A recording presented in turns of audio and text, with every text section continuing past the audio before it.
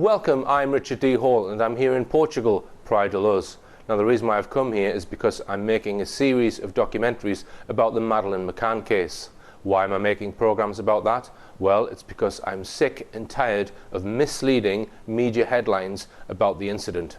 In these films I will expose the hard facts about the incident and also what has happened since the incident. The documentaries clearly show the last place to get truthful information from is mainstream media, and I will also expose those who are controlling mainstream media.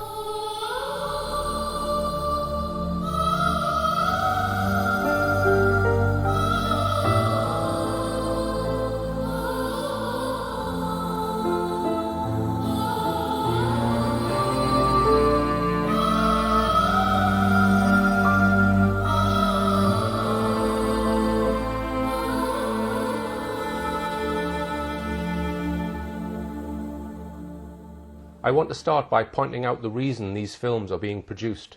It is not because I have any particular interest in personal tragedy type stories and all the emotions that go with them.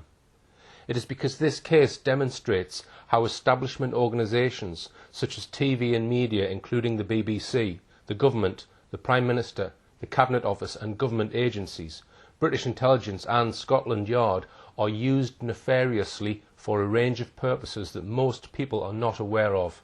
It is the cancer within and the blatant corruption at play in these organisations that I am exposing in these films. It is my belief that these elements of the establishment are in criminal hands, and the sooner this is exposed to a wider audience, the better. In this film, I intend to put under the microscope one of the most important aspects of the Madeleine McCann case, and that is the question of what hard evidence there actually is of an abduction, or more particularly, what evidence we have that there was an abductor. There has been a bewildering variety of suspects, persons of interest, and people we want to eliminate from our inquiries paraded before us over the years by various police forces and the McCann's own private investigators. Here is a collection of just 14 of them, which the Daily Telegraph put together in 2009. In my previous documentaries, I have looked in some detail at the McCann's account of what they said they saw and did after discovering, they say, Madeleine's empty bed. I examined the contradictions, the changes of story and the physical evidence of what the police found, or didn't find, in the McCann's apartment.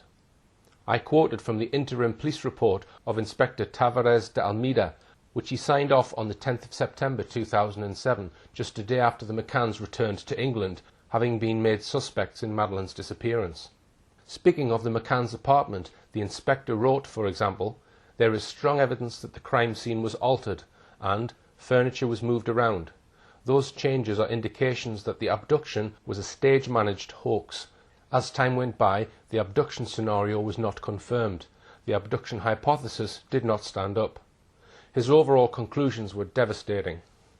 Madeleine McCann died in apartment 5A at the Ocean Club Resort in Praia de Luz. A staged hoax of an abduction took place. The McCanns concocted the claim that the apartment was regularly checked while they slept. The McCanns concealed their daughter's corpse. From what has been established up to now, everything indicates that the McCanns, in self-defence, did not want to deliver up Madeleine's corpse. There is therefore a strong possibility that it was moved from the initial place where she died. We know from the Portuguese police reports, which were publicly disclosed on DVDs in July 2008, that there was no physical evidence of an abductor. No fingerprints, no DNA, nothing in the apartment that suggested an intruder. We saw in my previous film how the McCanns spoke to friends and family who then told the media that someone had jemmied open the shutters and broken them. This was then proven to be false within the first 24 hours. The McCanns later made the claim that the abductor, as he removed Madeleine from the apartment, may have opened the curtains, window and shutter as a red herring. In order to sustain a claim that Madeleine was abducted, evidence of an abductor is required. The McCanns got it from one of their close friends, who was on holiday with them, Jane Tanner. She said she had seen an abductor the evening Madeleine disappeared, at about 9:15 p.m. And 5.5 months later, the McCann team produced this image of him. What I intend to show in my film is that this so-called abductor, said to have been seen by Jane, was most likely bogus, a phantom. I will also reveal startling evidence about how her description appears to have been originated by examining the claims of a German resident, Nuno Lourenço de Jesus, who was on holiday with his Portuguese mother in Sagres, about 15 miles from Praia de Luz, where the McCanns were on holiday. He claims that days before Madeleine was reported missing, he saw a man photographing children on Sagres beach, who later tried to kidnap his daughter. I will call this man Sagres Man, and in a moment I will name him.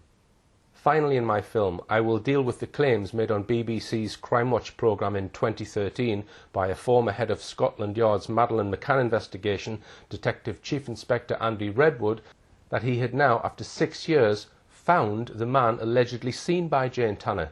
He said it was a man who had been carrying his young daughter home from a night creche that evening. On top of that, DCI Redwood resurrected on Crime Watch a claimed sighting of an abductor by an Irish family, the Smiths, from Drogheda, claiming that this man was now the central focus of his investigation.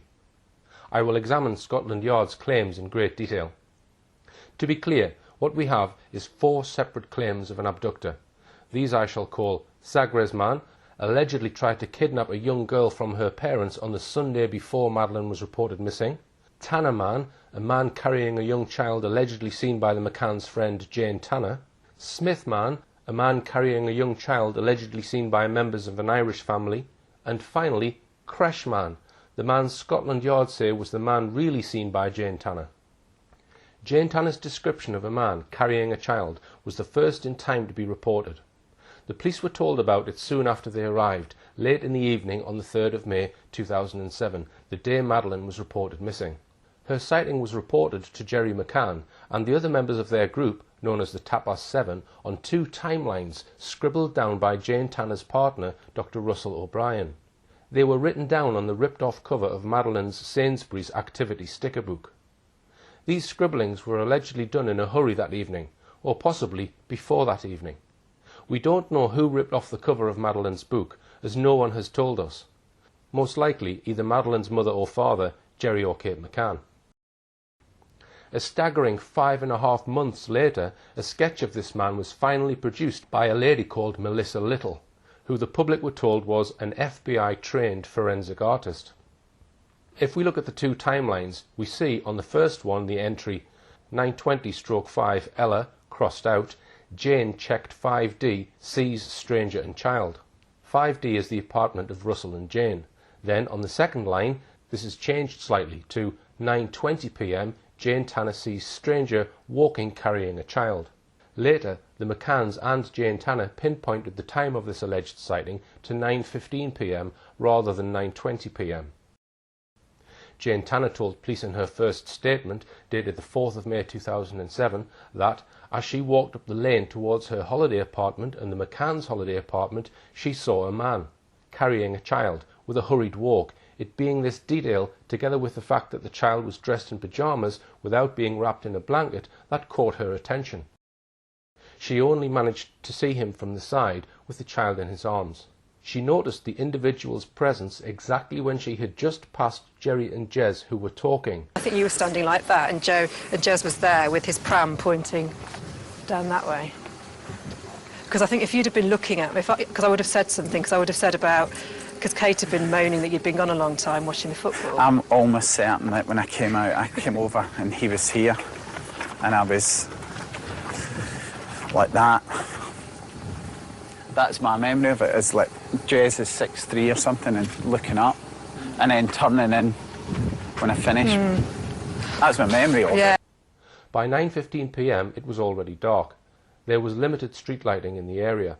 According to Jane Tanner's own evidence, she saw the man with child crossing the lane ahead of her and could only have seen him sideways on for a maximum of 4 to 5 seconds. Yet, asked to describe the man she saw, she was able to give all the following details to the Portuguese police the next day. Dark-skinned individual, male sex, aged between 35 to 40, slim physical appearance, about 1.7 metres, 5'7" tall, very dark thick hair, longer at the back, she could only see him from behind. He was wearing linen-type cloth trousers, beige to golden in colour, wearing a dark Duffy-type jacket but not that thick. His shoes were dark in colour, classic type. He had a hurried walk. he was carrying a child who was lying on both his arms in front of his chest. By the way he was dressed, he gave her the impression that he was not a tourist, because he was very warmly dressed. Asked to describe the child, she said this: about the child, whom appeared to be sleeping, she only saw her legs. The child appeared to be older than a baby. She was barefoot and was wearing what appeared to be cotton pyjamas of a light colour, possibly white or light pink. She is not certain, but has the impression a design on the pyjamas, possibly a floral pattern, but she's not certain. Her statement adds, as regard these details, she does not know what Madeleine was wearing at the moment of her disappearance, because she did not talk to anyone about this. As to her concerns about the man she saw, she only spoke to Jerry about this, not entering into details, and to the police.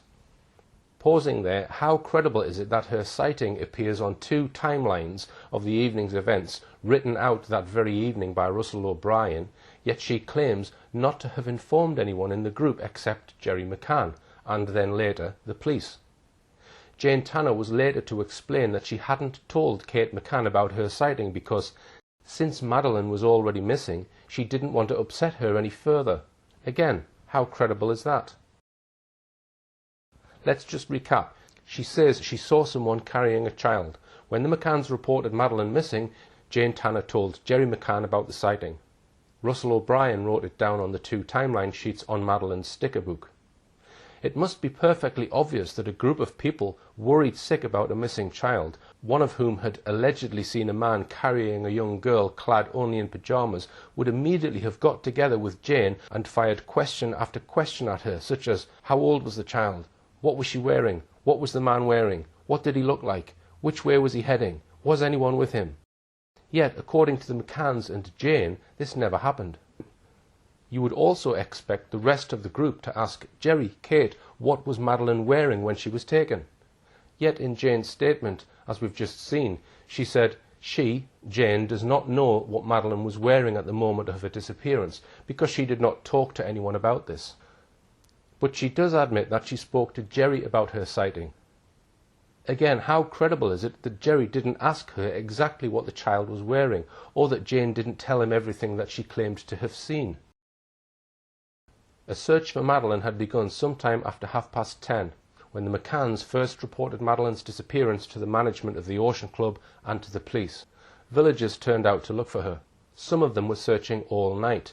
None of them seemed to have been aware that there had been a report by Jane of a man with a child walking away from near the McCann's apartment in a southeasterly direction, as she claimed.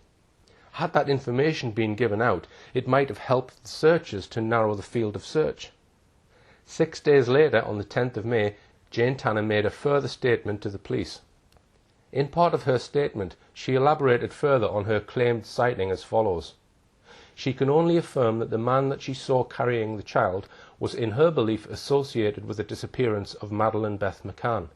Confronted with the information that the tracker dog teams had followed the scent trails, in which, purportedly, Madeleine Beth McCann had not passed the intersection where she indicated a man carried a child, she affirmed immediately that she was not lying, maintaining the honesty of her initial version. That indeed there had passed in front of her a man carrying in his arms a barefoot child. At the time she had not paid him much attention, because it is common at the Ocean Club for children to pass in the arms of their parents between the creche and their respective homes, when they have collected them from babysitting service. Only it was strange that the child had no cover blanket, and the way the man walked rapidly, and how he was dressed. The trousers were slightly wide, their entire length being straight. They, the trousers, were as to colour identical to courtesite, a type of floor covering, chino style. As for the coat, it was dark coloured, seeming to be the same material as the trousers, it being a type of anorak. As for the footwear, she relates that she cannot confirm with certainty, but they were shoes which enabled the man to be fleet-footed. Okay, so let's now look at how Jane Tanner has suddenly elaborated on her initial description of the man, adding all these extra details. The colour of his trousers was the same as courtesite. The style of his trousers was chino style. His coat was dark. His coat appeared to be of the same material as his trousers. The coat was a type of anorak. The shoes were of a type that enabled the man to be fleet-footed, whatever that means. How could she now remember these additional details? Could she really have deduced, only seeing the man for seconds, that his jacket or anorak was made out of the same material, that the trousers were chino style and the colour of quartzite? Remember, she only saw this man for 5 seconds at the most. And what is meant by shoes of a type that enabled the man to be fleet-footed? We now know that the Portuguese police were uncertain about Jane Tanner's evidence from day one, and that's why the public never knew about it for over 3 weeks. If we refer back for a moment to the extensive report of Inspector de Almeida, we can soon see why. Here are some extracts from his report. The child's parents immediately attributed her disappearance to the action of a third party, promoting the scenario that she had been abducted. The family publicised their claim that Madeleine had been abducted in a manner that had never been seen before.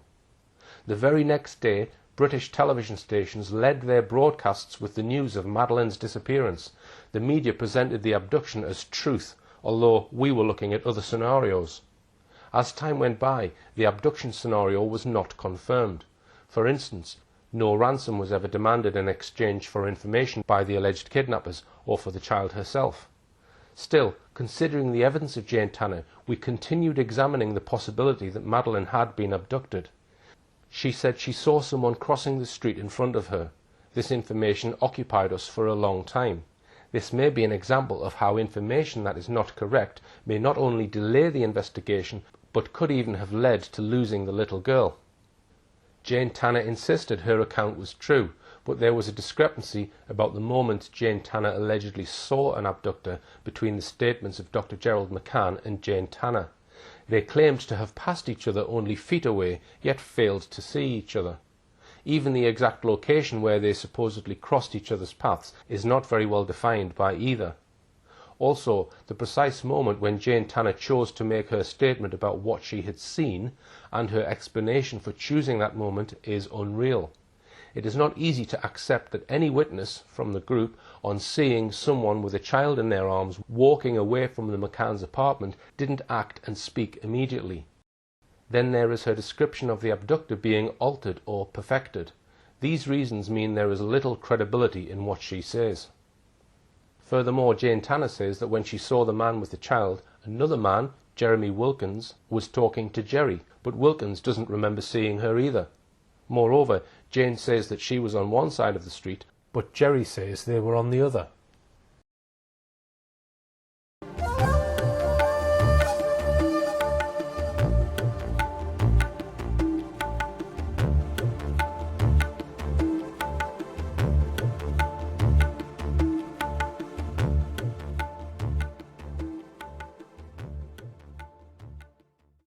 Yet another indication that Jane Tanner's story may have been a fabrication comes from Kate and Jerry McCann themselves. Jane Tanner says that when she saw the man carrying a child, she was about 5 meters away from him. But the same day Jane was saying that, the 4th of May, the McCanns were saying something very different. Kate McCann told the police, Jane, when she went to her apartment to see the children at around 9:15 p.m, saw from the back, about 50 meters away, on the perimeter road of the club, a long-haired person in what she thinks were jeans, with a child in his arms and walking very quickly, but she is better able to tell you about that herself. Jerry McCann said the same. One of our group, Jane, at about 9:10 to 9:15 p.m, when she was going to her apartment to check on her children, saw from the back, about 50 meters away, on the perimeter road bordering the club, an individual carrying a child wearing pyjamas. Jane will be able to clarify this situation. It looks as though someone had forgotten the script. Jane said 5 meters. The McCanns said 50. That's quite a difference. Also, if you look at the McCanns' 2 statements, notice the remarkable similarity in their wording. Jane went to her apartment, saw the man from the back, 50 meters, perimeter road, carrying a child, child wearing pyjamas. Jane can tell you more. So could this suggest people trying to remember a script? In October 2014, I managed to meet with a senior former member of the McCann's own UK-based Find Madeleine investigation team.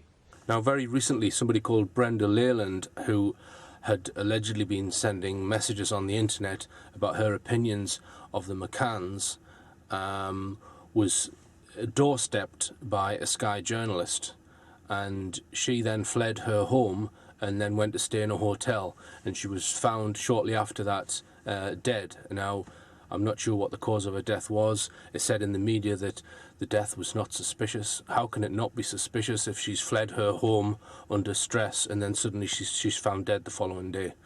Now, the person that mainstream media should have doorstepped, I have come to try and speak to today. That is somebody called, and I'm sitting outside the block of flats where he lives.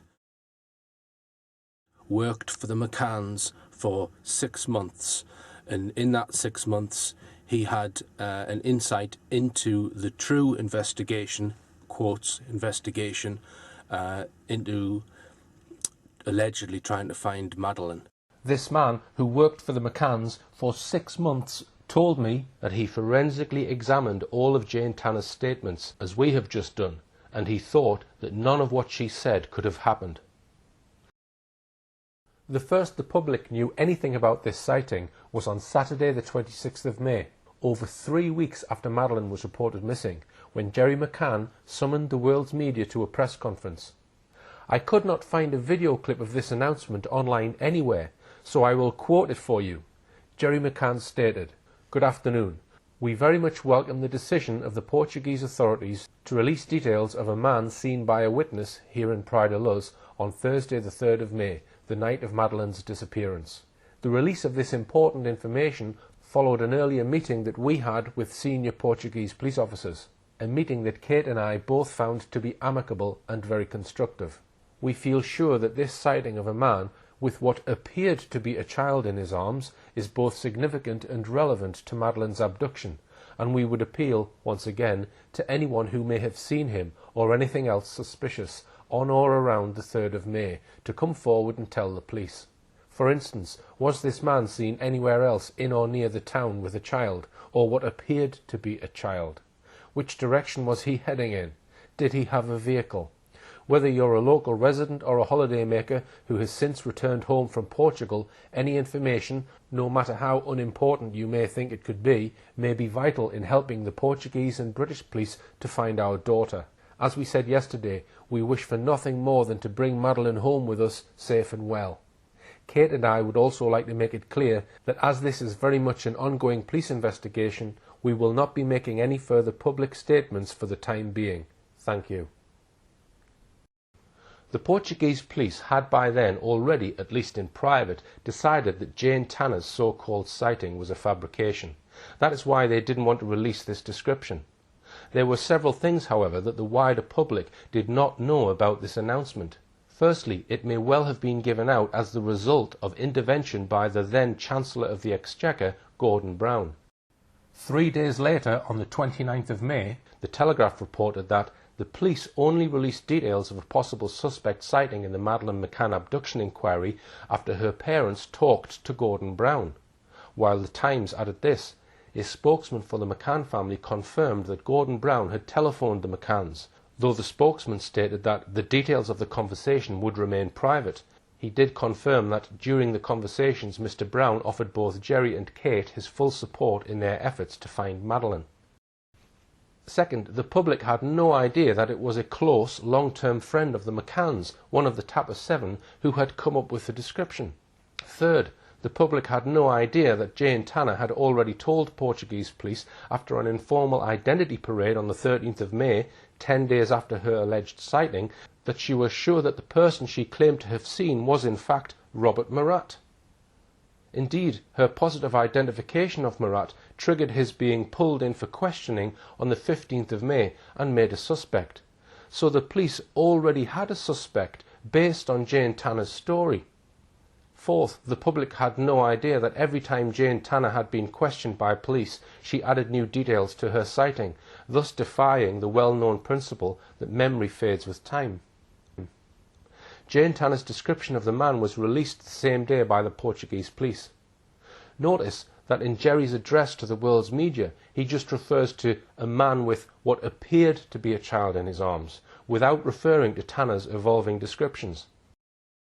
Let's just look briefly now at the window of time given by the McCanns and their friends about when the abduction happened. Both Jerry McCann and Jane Tanner had been precise about their timings. Jerry said he left the apartment at 9:10. Jane says she saw him tan a man at 9:15 p.m. This left a window of less than 5 minutes during which the abductor would have had to accomplish the following: pick an opportunity to enter the apartment immediately after he had seen Jerry McCann leave the apartment at 9:10, walk through the open patio door without being seen, find Madeleine in the dark, pick her up without waking her or the twins, without leaving any forensic trace on the bed or anywhere else, open the window without leaving any fingerprints, open the shutters from the inside with nobody hearing him do so, and once again without leaving any fingerprints, leave the apartment without being seen by anyone except allegedly for a few fleeting seconds by Jane Tanner at around 9:15 p.m. In addition to all this, the McCanns on many occasions raised the possibility that whilst he was in the children's bedroom, he also stopped to sedate all 3 children.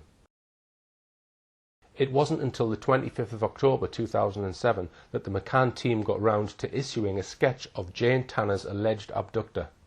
That was a total of 25 weeks after Madeleine had been reported missing. It was of a faceless man seen from the side. And of course, this man has never been found.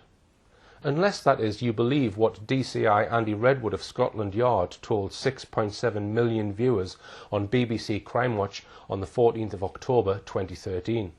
I will come to that very important subject later on. But for now, with that background about Jane Tanner's claimed sighting out of the way, I can now consider another claimed sighting that week, which was to assume major importance on the second day of the official police investigation. This was a sighting of a man I am calling Sagres Man. There is quite a bit about Sagres Man in Dr. Gonçalo Amaral's book, The Truth of the Lie. This sighting made a deep impression on him, as we'll see in a moment. Sagres, by the way, is a small coastal village about 15 miles west of Praia de Luz, where the McCanns were staying. It is on the extreme southwestern tip of Europe, exposed to strong winds much of the time. Its small beach would be very unlikely to have many holidaymakers on it in April. So let's start with what Dr. Amaral says in his book about the Sagres incident. Information from Sagres tells us that an individual was caught in the act of taking photos of several children on the Moretta beach, and in particular of a little girl aged 4, blonde with blue eyes, who looks like Madeleine. It was the little girl's father who noticed him. This 40-year-old man wearing glasses tells the investigators that the photographer tried to kidnap his daughter in the afternoon on April the 26th in Sagres. He allegedly then fled in a hired car with a woman in the passenger seat. The stranger did not look like a tourist. Brown hair down to his collar, wearing cream-coloured trousers and jacket, and shoes of classic style. This report reminds us of the individual encountered by Jane Tanner in the streets of Villa de Luz on the evening of Madeleine's disappearance. We circulate a photo, which we obtained thanks to a surveillance camera in a Lisbon shopping mall amongst holidaymakers, clients and employees of Praia de Luz restaurants. Fruitlessly, nobody saw them. On the other hand, employees of the restaurant they usually went to in the Burgar Budens area remember them. Fortunately, no one else has yet occupied the apartment the couple stayed in. It's low season. We go ahead with a thorough search, looking for evidence of a child's presence. Shoe prints, fingerprints or footprints, nothing. We then gather various hair samples, doubtless coming from adults, and notice drops of blood on a kitchen unit. Nothing conclusive. It's probably from an everyday domestic accident. First, I note that Gonçalo Amaral gives a very specific date of this incident, Thursday the 26th of April. That's very strange, because as we shall see in a moment, the witness to this alleged child snatching, Nuno Manuel Lourenço de Jesus, I'll refer to him as just Nuno Lourenço, states in his evidence specifically that the alleged incident happened on Sunday the 29th of April. There is no obvious explanation for this discrepancy of 3 days. Amaral's book places the incident on Thursday. Nuno Lourenço says Sunday. I refer to this as the alleged incident because, as we shall see in a moment, there are real doubts about whether the incident as reported, or rather 2 separate incidents, actually happened.